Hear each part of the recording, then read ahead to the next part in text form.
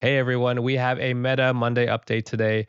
I know it's not Monday, it's just that time of the year where things are pretty busy with the holidays. Plus, in my working world, we're getting ready for year end and we have a ton of new staff. But we're not going to miss an important metadata update. But first, I want to mention a key partnership with CherryCharts. I will be a regular contributor to their weekly newsletter. You can get free access to all the important details of the Veve market. I will be providing a snapshot of key market data, which is in addition to the key market metrics they already provide. Now, last week I also wrote up an article on my background and my general process doing what I do with analyzing the data and finding fraud networks. Again, that's cherrycharts.com and register an account for free access to that weekly newsletter. One of the pieces of data I wanted to provide was the time to sell out, but it was clear the IMX data could not be used for this. All the Batman Black and Yellow sold out very quickly, but let's take a look at Todd, for example, which instantly sold out, but it shows that the last Todd was minted 20 minutes after the drop time.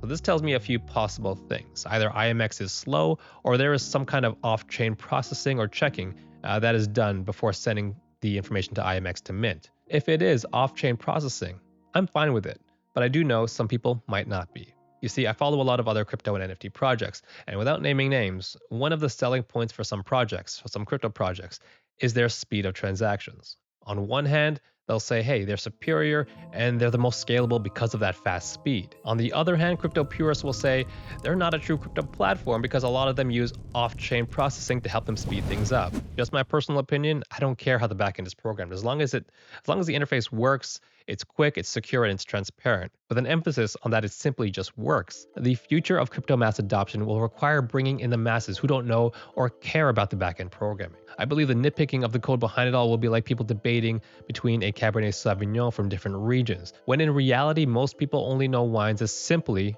red or white. Most don't know or care about the varietal or where the grapes were grown. Another interesting note from this past week is that the transactions so far in the month are down. It's actually on pace to be even lower than November, which was already a pretty bad month. The good news is that Ecomi is raking in the revenue. Sure, they had less items dropped, but revenue from last week was just under, I think, like $800,000. They're going with less collectibles, less mints, but higher prices. Now, I do worry about this strategy. If it's going to price out the new people in the market, new people won't want to spend $100 on something they're probably already skeptical on. At the end of the day, I can't blame them if they're raking in the dough, but that is a minor concern that I have. So let's talk about fraud and bots. And one of the top drops last week was the Batman blue and yellow statues. And the key question is, was that dominated by bots? Now, there is both good and bad, so stick around from both sides. On one hand, I saw on Twitter many people reporting listings after the drop were all private accounts. Could they be bots? Sure. But they also could not be bots. Now, I don't make conclusions based on the coin toss. Claiming fraud is a pretty serious thing, and at no professional level can you do that on a coin toss. There's also the whole small wallets debate. That those who minted off the drop only own a few collectibles, so they must be new accounts created just to land a profitable drop and then dump that for profits. Well, we also heard about this reasoning during the Miles Morales drop, and I manually looked at all 1,300 small wallets that landed a Miles Morales. Only 18% were actually new. That myth was busted. But things take a bit of a turn for the worse when we do the same for the blue and yellows. Off the drop, the Todds minted were heavily weighted towards the small wallets. Off the secondary market, it was the middle tiers that were active buyers of the blue and yellow Todd. So we're going to be looking specifically at Todd in our discussions, as these have the highest risk. Again, small wallets do not equal new wallets, per the analysis done with the Miles Morales drop. But let's do the same here just to make sure. To do that, we first need to define a better proxy for new wallets. We're not going to do that by size, but rather when they had their first activity in the market. If their first activity on the app was within the current month of December, we can say with much better confidence, they're new. Ultimately, Ecomi has the best definition of a new wallet, and that's when they completed KYC or actually created the account. But since we don't have the information, in my opinion, this is the best proxy for that, given the information that we have. So using our definition, all wallets holding 10 or less collectibles who landed a blue and yellow Todd, only 6.8% of them were actually new. So this does still stand correct, like the Miles Morales drop, where a large majority of small wallets were not actually new. The issue is, however, there was something very, very odd when I looked at these new wallets.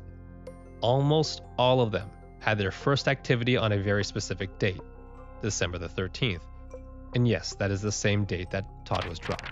In other words, even though these small wallets were a very small proportion, they all seem to be created around that December 13th Todd drop, which is suspicious. Very suspicious. It's also not like the Miles Morales drop, where I was expecting a lot of new accounts because it was advertised at Comic-Con, the largest event for collectors and fans. This didn't have that kind of marketing. Now, I need to reinforce, we need to zoom out a little bit. This equates to a small percentage of actual Todds minted off the drop. It's about 3% of all the Todds that I have mapped that were minted on the drop. It's not perfect, but it's also not terrible, so keep your pitchforks down. In my books, these wallets are labeled as suspicious. I'm not going to call them bots just yet. I'll show you what that looks like, but this on its own is suspicious, but not enough for me. Yeah, I'm a tough sell when it comes to fraud, but like I said, claims like this needs a higher degree of certainty. Now let me reveal some of my processes going forward with regards to these suspicious accounts. Now these wallets are now on my watch list. If they screw up, I'll see it and I'll be looking for it. Some might ask, well, what the heck does a list do? Well, I'll show you. If you recall episode number 7, where we exposed a network of unusual activity using a Toby as a mule amongst many obviously related accounts, well, using our HodlFandom suspect list, we found that one of the main wallets and one of its feeder wallets actually landed a blue and yellow Todd. These wallets were already part of a network of related accounts that landed now a prized item. This is one of the scenarios that it takes for me to say fraud. Not that they're small wallets on its own or new on its own, but because activity that is beyond what should be normal, which should be considered reasonable activity on the app, plus the connection to that activity. I am a little disappointed that some of these wallets are still active, but I do see what they've done. They've changed their behavior that I guess is keeping them under the radar. If you compare to the fraud network in episode number 4, that network had something like 71 transactions in less than 2 hours. Some back and forth taking as little as 30 seconds. So very clear coordination amongst the related accounts. On the other hand, the network exposed in episode number 7, which contains these 2 wallets that did grab at Todd, they split up their back and forth transactions with only 3 or 4 every day, and they only do this once every few days. So while Veve has done some very good things, which clearly has them spooked enough to slow them down, they're still active, but it's great that they have to slow down and make adjustments to their strategies. The unfortunate part for us regular people outside of Veve is our hands are kind of tied with the lack of information with things like dollar values. But that doesn't mean I'm helpless. I'm going to continue to do my part as you see here, and hopefully we can get them shut down one by one. It's just a matter of time. One last note, Christmas is on Sunday and I'll be on the road over the holidays, so probably no Meta Monday on next week Monday, but I should be back to creating content later in the week. Now, I will be providing my snapshot of data for CherryCharts, so get your data dose by signing up for his weekly newsletter at CherryCharts.com. Happy holidays, stay safe, and all the best to you and your families. Thanks for watching.